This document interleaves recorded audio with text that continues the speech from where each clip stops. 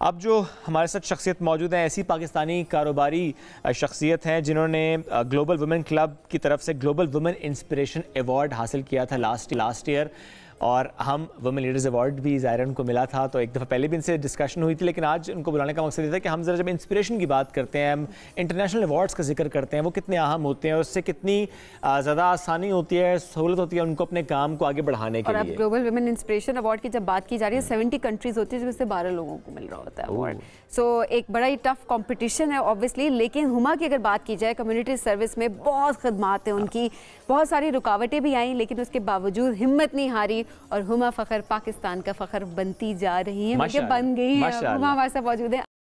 Like wise global women inspiration award, جس طرح سبین نے بھی کہا کہ ذرا تو بڑا کمپٹیشن ٹف ہوتا ہے، جی بالکل، تھوڑا شیئر کریں اس کا بیک گراؤنڈ۔ بیسیکلی 70 کنٹریز میں سے 12 کنٹریز شارٹ لسٹ ہوئے تھے، اینڈ دین 12 کنٹریز پہ جیوری بیٹھی، اس نے global jury from all across the world, اور انہوں نے ووٹ کیا and you know I managed to win. اور پاکستان سے کتنے؟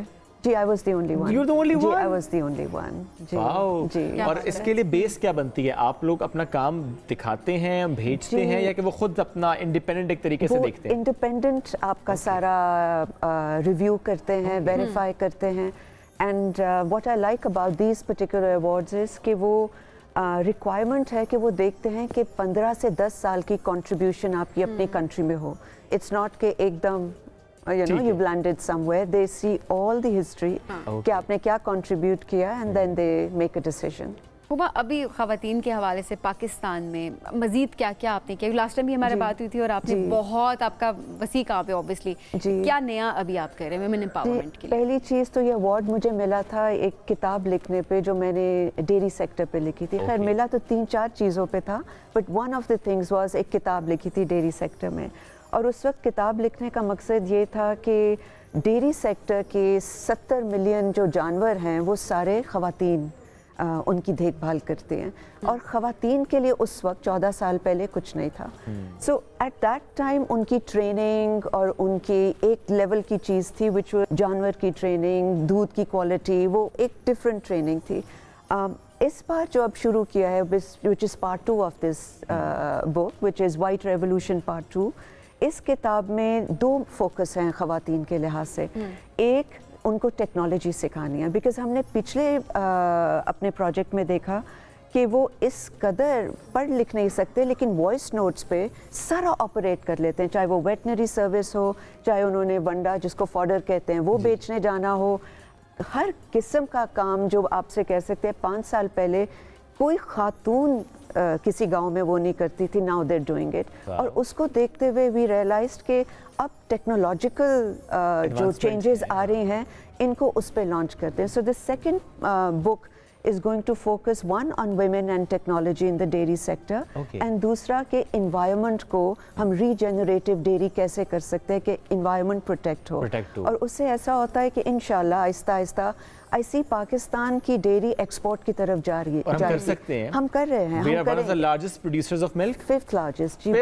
جی absolutely، تو اس کو مد نظر رکھتے ہوئے ٹیکسٹائل میں بھی ہم نے دیکھا کہ انوائرمنٹ اور خواتین اگر انوالوڈ ہوں تو بائرس کا ایک بڑا پازیٹیو ایٹیٹیوڈ آتا ہے، جیسے بنگلہ دیش وہ دیکھتے ہیں کہ جی خواتین کام کر رہی ہیں تو وہ بوسٹ، سو آئی تھنک اس کی بھی پریپریشن ہوتی ہے ساتھ کے انوائرمنٹ کو بھی ہم کیا اس کا ویژن ہو اگلے 10 سال کا، اور خواتین کو ڈیری کی خواتین کو کیسے اگلے 10 سال میں ہم ٹیکنالوجیکل ایڈوانسمنٹ کی چیزیں، آپ نے بڑی اچھی بات کی کہ ظاہر ہے باقی ممالک جب دیکھ رہے ہوتے ہیں تو اس کے بعد ظاہر ہے وہ اس کاز کو سپورٹ بھی کرنا شروع کر دیتے ہیں کہ خواتین اس کے اندر انوالو ہیں، تو اب وہ والی بات ہے کہ گزارا نہیں ہے، وقت کی ضرورت ہے۔ بٹ آپ کو بولیں سبین، آنیسٹلی پاکستان میں یس مشکل حالات ہیں معاشی، and people are struggling you know to make ends meet, لیکن آپ کو بتا نہیں سکتے اس سیکٹر میں کام کرتے ہوئے کیا کیا انیشیٹیوز اور کس قدر کوالٹی کا کام ہو رہا ہے، and it's a beautiful combination.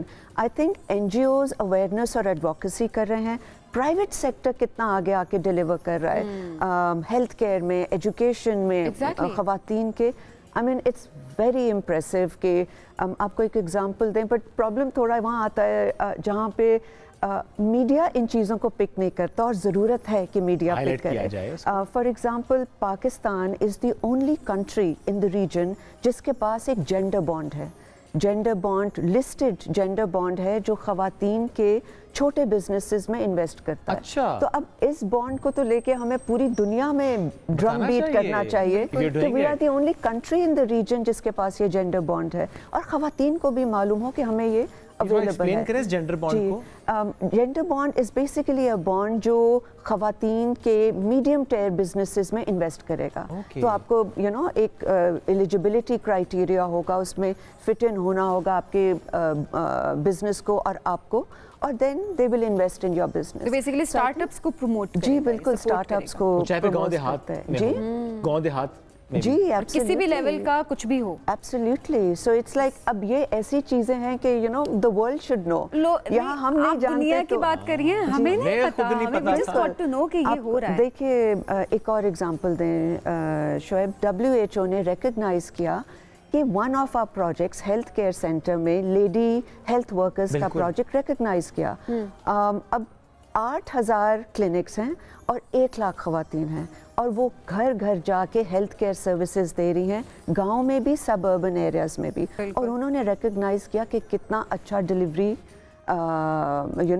implementation हो रहा है. So again these are things that need to be and it's also important because आप देखिए अगर हर वक्त नेगेटिविटी चलता रहेगा तो एज अ नेशन हमारी कलेक्टिव एनर्जी कितना जो नहीं हो रहा, ठीक है वो नहीं हो रहा, उस पर बात करने की जरूरत है, लेकिन जो हो रहा है उससे कैसे फायदा लिया जा सकता है उसको हाईलाइट करने की भी जरूरत है. उससे हमारी कलेक्टिव एनर्जी कितनी पॉजिटिव होगी, एक इंस्पिरेशन बच्चों को कितनी होगी कि this is being done and we have hope. And I honestly feel there is a lot of hope because हम नेगेटिव साइकिल में फंसे हैं तो ग्लास एम्प्टी दिख रहा है बट ग्लास भर रहा है. I mean every single day I meet people जो कोई यूनिवर्सिटी खोल रहा है जेलम में, कोई लाहौर के पास मेडिकल इंस्टीट्यूशंस खोल रहा है, यतीम खाने जिस तरह लोग स्पॉन्सर कर रहे हैं.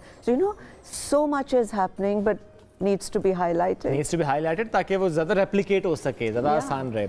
And also शोएब जब ये हाईलाइट होगा we as a country will be proud of ourselves कि whatever the scenario, कभी terrorism आया, कभी political upheaval, financial crisis right now, that we have still managed and we are managing. हम काम कर रहे हैं. जी absolutely. और काम हो रहा है. People are marching ahead. ये एक हमारी कोशिश थी हम दुनिया को बता सकें, नाज़रीन को बता सकें काम किस तरीके से हो रहा है, एम्पावर किस तरह से ख़वातीन हो रही हैं, और स्पेशली जिस तरह हम गाँव देहात की ख़वातीन की बात करते हैं कि जो पहले से कोई काम कर भी रही हो लेकिन उनको एक राइट डायरेक्शन देना, उनको सपोर्ट करना, उनको समझाना, उनको बताना, उनको डिजिटली एम्पावर्ड करना, उनको फाइनेंशियली इंडिपेंडेंट करना और उनको टेक्नोलॉजी से हम आहंग करना, ये बहुत अहम है जो काम किया जा रहा है. ज़रा और ज़्यादा होने की ज़रूरत भी है. There is always a room of improvement. Huma, thank you so much for joining us today.